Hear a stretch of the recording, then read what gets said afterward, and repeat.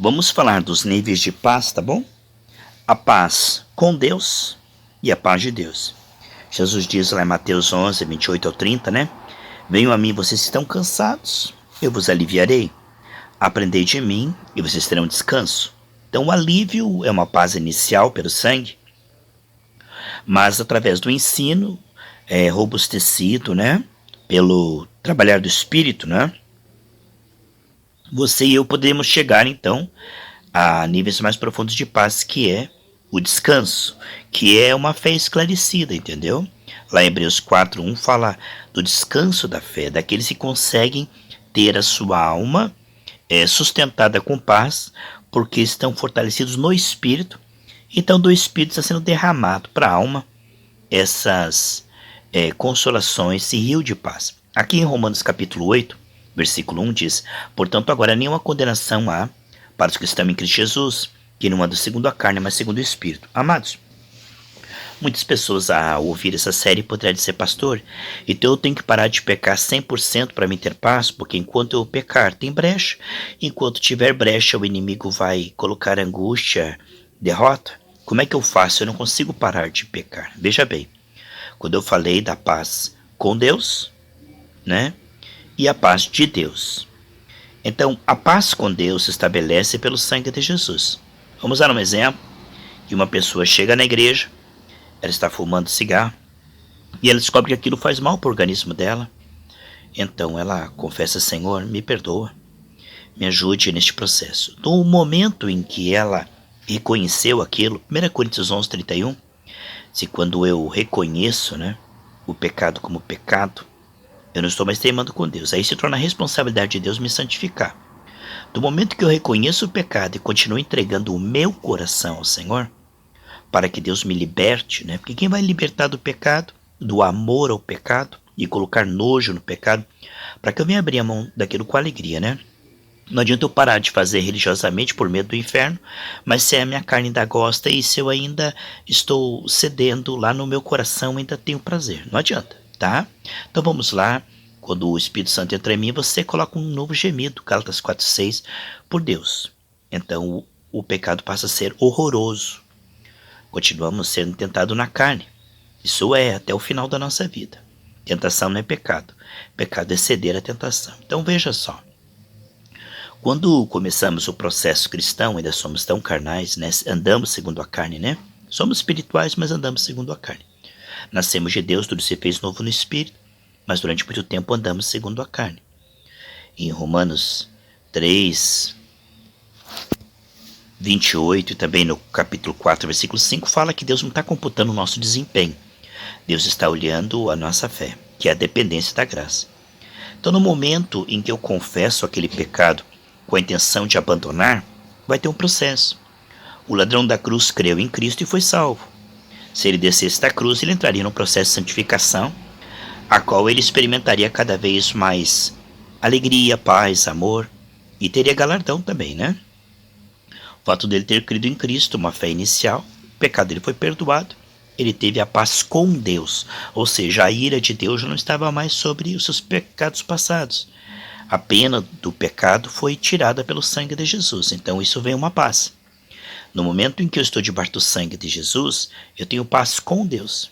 Essa paz inicial deve ser, vamos dizer assim, inicial, não deve ser para sempre, tá? Só pedindo perdão, escondido debaixo da misericórdia e nunca avançando no Espírito para ter a paz de Deus. Vamos falar paz com Deus e paz de Deus. A paz com Deus, essa paz inicial, é essa sensação da alma de que você foi perdoado de todos os seus pecados, passados, presentes e futuros, de que nenhuma condenação há porque você reconhece Jesus como Senhor e você está dia a dia, né, entregando o seu coração, não conformado com o pecado. Você está ali, sinceramente, como diz aquele que confessa e deixa, alcançará a misericórdia. Então você está confessando com a intenção de deixar. E Deus, vendo que você não tem misericórdia do pecado, que você está confessando, entre você confessar e parar a prática, esse período entre confessar e parar a prática, ele não é contabilizado contra você, mas o Senhor se torna então responsável de santificar. Eu sou o Senhor que santifica, né? O mesmo Deus que diz que sem santificação ninguém verá o Senhor, é o mesmo Deus que diz: eu sou o Senhor que te santifica, né? Lá em 1 Tessalonicenses diz, capítulo 5, versículo 23 e 24, fiel é aquele que te chama, o qual santificará o teu espírito, alma e corpo, para serem irrepreensíveis na vinda do Senhor Jesus. Então, quando a pessoa ela chega diante de Deus e ela chama o pecado de pecado, e não é um ouvinte esquecido que diz: se Deus quiser ele gera. Não, Deus não gera. É uma parceria, uma sinergia. Ele vai libertar o seu coração, mas quem vai entregar o seu coração com jejuns, lágrimas, súplicas, madrugadas com Deus, quem vai buscar todo o coração é você. Quem vai entregar o seu coração, Provérbios 23, 26, é você, provando que você não quer mais aquilo. Todos os dias você renuncia, entrega o seu coração e diz: Senhor, eu não quero isso, me perdoa. Me liberta, Senhor.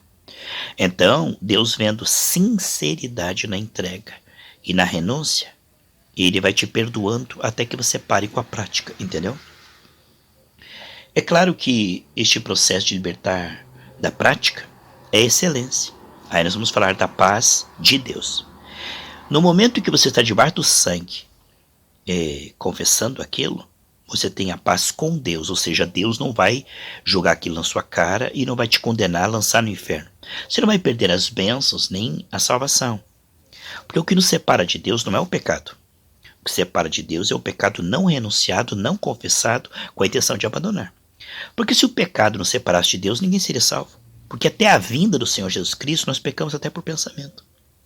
Em 1 João capítulo 3, versículo 2 e 3, e quando ele vier, nós seremos perfeitos, quando vermos face a face. Hoje nós estamos vendo ele por níveis lá, né? 2 Coríntios 3, 18, conforme eu contemplo o Senhor, eu me torno. Então meu desempenho está mudando. Hoje eu já consigo ver melhores em mim, coisas que eu confessava, hoje eu não pratico mais, certo? Mas ainda há áreas em que eu estou confessando e Deus está perdoando e me transformando, entende? Então é um processo gradativo que ninguém vira anjo da noite para o dia. Se a condição da paz é parar de pecar, nós só vamos ter paz no céu. Agora, se a condição da paz com Deus é decidir parar de pecar, é romper 100% com Satanás no coração. Aí nós estamos falando: os olhos do Senhor passam por toda a terra procurando um homem cujo coração esteja inteiro nele. O que é o coração inteiro no Senhor? É decidir que o teu coração é 100% de Jesus, é decidir que você não quer mais pecar nunca mais. 1 Crônicas 16, 9. Então, quando eu decido romper 100% com Satanás, e eu decido entregar todos os dias meu coração para o Senhor, as eventuais falhas e fraquezas confessadas não serão computadas contra mim. 1 João 7 diz: quando eu decido andar na luz e amar os meus irmãos, o sangue de Jesus me purifica de todo pecado. Então o que acontece?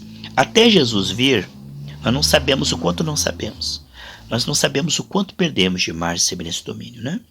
Lá em Isaías capítulo 1, diz que da cabeça até os pés está cheio de chagas, né? Então nós erramos por reações, pensamentos, intenções. A nossa fé muitas vezes tem momentos de preocupação, ansiedade, que é pecado, né? O Senhor diz: não andeis ansiosos. O nosso amor às vezes tem egoísmo, tem crítica ou desprezo, que é pecado. A nossa consagração às vezes tem preguiça, inconstância, que é pecado, entendeu? Então quer dizer, quando nós compreendemos, preciosos irmãos, que até Jesus vier, nós vamos estar lutando contra o pecado. Mas aquele que está lutando contra o pecado, que não esconde pecado, não brinca com o pecado, não concorda com o pecado, é computado como sem pecado. Então Deus chama de santo aqueles que ele ainda está santificando. Então não é parar de pecar, é decidir parar de pecar mesmo. Entendeu? 100%. Não deixando nenhuma unha para o diabo. Eu não posso dizer: esse aqui não é pecado, vai continuar. Não. Eu não posso deixar com que o pecado na minha vida seja algo permitido no meu coração. Pode ser que na atitude, no momento de fraqueza, eu erre. Fiquei nervoso, falei o que não devia. Mas lá no coração eu decidi amar os meus inimigos. Você está entendendo? Então quando a Bíblia fala da decisão do coração, entre a decisão do coração e o desempenho, há uma diferença entre aquilo que eu decidi ser e o meu desempenho atual. Então, quando eu decido no coração ser 100% de Jesus, romper 100% com Satanás, eu tenho paz com Deus. Quando não há nenhum pecado de estimação, nenhum ídolo escondido, nenhum pecado que eu suporte, digo: esse aqui deixa. Não. Eu tenho que exterminar, não posso fazer como Saul, que deixou o melhor de Amaleque, entendeu? Quando Deus vê que eu rompi no meu coração 100% com Satanás, que eu decidi ser 100% de Jesus, eu tenho paz com Deus, eu estou salvo. Jesus vem, eu subo. Não porque o meu desempenho é perfeito, é porque no meu coração eu decidi ser 100% de Deus. Então aí nós temos o quê? A paz com Deus, nenhuma condenação. Deus está vendo que eu estou decidido em ser santo, que eu estou decidido a não fazer provisão por pecado, como diz Romanos 13,14. Não há nenhum quartinho, né, de trevas, não há nem uma brecha onde eu digo, isso aqui pode continuar. Não, eu vou realmente me entregar totalmente, espírito, alma e corpo ao Senhor, e eventualmente vou falhar, né? Eclesiastes 7,20 diz que não há ninguém que faça sempre o que é certo e nunca erre. Então, o pecado involuntário, tá entendendo? É aquele que pelos resíduos da carne, eu estou pecando cada vez menos, mas não existe ninguém que diga, eu nunca peco. 1 João 8 diz que aquele que diz que nunca peca, ele está mentindo, né? Todos nós temos motivos para se arrepender, mas a gente não concorda com isso. Porque se eu concordar com o pecado, ou eu defender o território das trevas, eu não tenho paz com Deus, e naquele dia o Senhor dirá, apartai-vos de mim, você tem iniquidade no seu coração, está suja as tuas vestes, né? Então as vestes sujam quando eu concordo com o pecado, mas as vestes estão limpas quando eu estou lutando contra o pecado, certo? Portanto, não existe nessa vida alguém que não peque, existe aquele que está lutando contra o pecado, e existe aquele que concorda e esconde o pecado. Os fariseus, eles escondiam o pecado, certo? Por isso eles eram hipócritas. Jesus disse em Mateus 23:26, limpa por dentro. Então a intenção oculta, não adianta as pessoas olharem por fora e não sabem os seus olhares, pensamentos, intenções não confessados. Os piores pecados são interiores. Jesus diz que a soberba, a avareza, a malícia, né? A inveja, essas coisas contaminam o homem. Por isso que o salmista diz que os pensamentos secretos do meu coração sejam agradáveis diante da tua face. Porque o Salmo 51 diz, contra ti pequei, Senhor. Então quer dizer, o pior pecado é pecar contra o Espírito Santo que está em nós e contra os olhos de fogo de Deus. Os homens quase não veem, porque os pecados exteriores são menos, né? As pessoas veem a ponta do iceberg. Nós somos bem piores, né, na nossa alma do que no nosso desempenho, porque a gente até segura, né? Mas Deus quer que nós sejamos puros no coração. Deus olha o coração, né? Então, a paz com Deus, ela é um nível de paz, onde você tem os seus pecados perdoados, confessados e combatidos. Agora, a paz de Deus, que é o fruto do Espírito Santo, é o próximo nível, né? É aqueles pecados que você, em parceria com o Senhor, já conseguiu renunciar e parar. Quanto mais você vai se consagrando, Deus não vai só te perdoando, porque Deus não tem só poder para te perdoar, Ele tem poder para colocar nojo no pecado, para você parar com aquilo, né? Você vai ver que se a sua consagração for sincera, áreas que você estava confessando, hoje você conseguiu parar. Então aí é um próximo nível. A paz com Deus é a paz dos pecados perdoados, né? Presente, passado, futuro. E a paz de Deus é aqueles pecados que você conseguiu parar de praticar. Então você vai tendo cada vez mais a paz de Deus, que é um próximo nível. E é uma delícia, irmãos. Por exemplo, quando você confessa que você se irrita fácil com as pessoas. A pessoa chega para a igreja, ela é explosiva, né? Inflamável, briga com esse, discute com aquele, depois se arrepende, pede perdão, né? Mas à medida em que você começa a ter o domínio próprio, o fruto do domínio próprio, e você para de discutir com as pessoas, você não vai ter só paz com Deus, você vai ter a paz de Deus. Você vai ver que o conflito vai diminuindo. A tua alma vai tendo mais e mais paz. Portanto, o vencer o pecado pelo sangue é a salvação, a paz com Deus. Agora, vencer o pecado pelo trabalhar do Espírito, uma santificação progressiva, onde você para de praticar, né, é um nível excelente, onde a graça vai te ajudar, não para pedir perdão o que você fez, mas nem fazer. Então quer dizer, isso vai fazer com que você esteja muito mais fortalecido e avançando muito mais. Então no processo inicial, ou áreas da nossa vida que Deus está tratando, você vai ver que você tem paz com Deus, você não se sente condenado, aquilo não atrapalha a bênção, nem a salvação, aquilo não atrapalha a tua comunhão com Deus, mas de alguma maneira atrapalha o teu testemunho diante dos homens, a tua frutificação, o teu galardão, né? Aquilo é censurável, né? Aquilo faz com que você seja limitado, mesmo salvo, mesmo abençoado, você não tem a vida transbordante. Agora, à medida em que o Senhor consegue, através da sua consagração, não apenas te perdoar, mas Ele consegue trabalhar e você vai parando com coisas que você antigamente só pedia perdão, você vai ver que a paz ela é multiplicada. A graça é multiplicada. E aí você vai tendo não apenas a salvação, mas intimidade com Deus. Porque aquele que é puro de mãos e de coração vai tendo intimidade com Deus. Isso não quer dizer que você tem que virar anjo e fazer tudo certo o tempo todo. São níveis em que a graça vai produzindo níveis de liberdade. Vai produzindo níveis de comunhão e revelação. Quanto mais você se purifica, mais você contempla a glória de Deus, né? E essa purificação não é fanática, não é você parar ou largar. Nem adianta você parar e largar, porque aí você vai continuar gostando no coração. É paliativo, sabe? Lá em Colossenses 2,13 diz que essa santificação religiosa não adianta nada. Porque a pessoa para, mas Deus ama o que dá com alegria. O que é? Deus é que gera o querer efetuar. Filipenses 2,12, 13. Então não adianta parar com algo que você devia estar confessando, que você ainda tem prazer naquilo. Entendeu? Na sua carne, na sua alma, entende? Não no seu espírito. Mas se você tentar parar, vai parar com tristeza, vai ser como uma panela de pressão. Você para, mas lá no fundo ainda você vê que a tua alma tem prazer naquilo. Então vamos cavar fundo, vamos ter uma libertação não superficial, vamos curar superficialmente a ferida, continuar se humilhando e confessando, entendeu?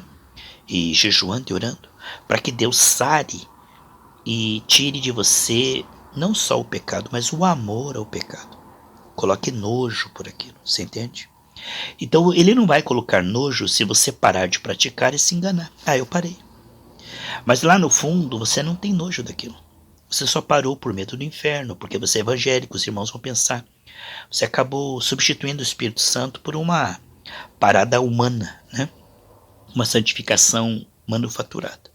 Agora, aquilo que Deus produz dura para sempre. Se você, ao invés de simplesmente parar, largar, né, debaixo de culpa ou por medo do inferno, você continuar se humilhando e dizendo, Deus, tira isso de mim, há uma diferença entre você parar, largar, né, debaixo de culpa ou medo, e Deus tirar isso de você e colocar nojo. Então o trabalho de Deus pode parecer mais demorado, mas seu filho vos libertar, verdadeiramente sereis livres, né? É uma operação mais perfeita.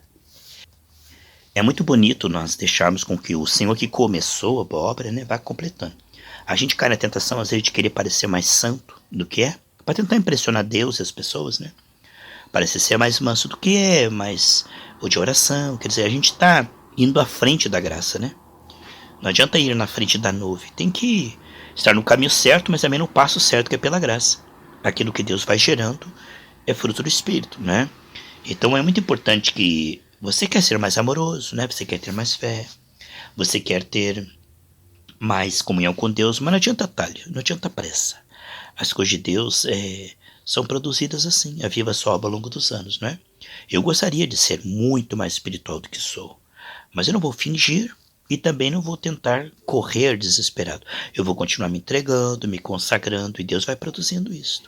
Quer dizer, não tem como nós forçarmos isso, e também não tem como Deus produzir isso se eu ficar na preguiça, né? Assistindo séries de mentira, perdendo meu tempo com futilidade, jogos de violência, conversa fiada na internet, fofoca, se eu não estou investindo em oração, jejum, meditação na palavra, entende?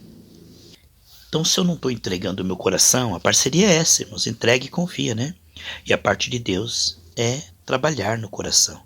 E esse trabalhar no coração produzirá santificação, libertação, nojo ao pecado. Esse trabalhar de Deus tem a ver com entrega, tá? Então a entrega é a nossa parte. E pela graça, que Deus nos ajuda, nos dá esse querer efetuar. E a parte de Deus em cima dessa consagração é a libertação, a revelação, né? A nutrição da graça que vai sarando. Portanto, a paz com Deus, ela é importante. Ela já dá um alívio. Mas a paz de Deus, ela dará o descanso. Aí é muito mais. Portanto, eu quero que você não pare no apenas confessar, mas que você diga, Senhor, eu vou continuar orando até que o Senhor coloque nojo nisso, até que eu pare com alegria, que eu abra a mão disso, porque o Senhor é melhor que isso, com entendimento, sabe? Não é por medo do inferno, por obrigação, por religião, mas por amor ao Senhor.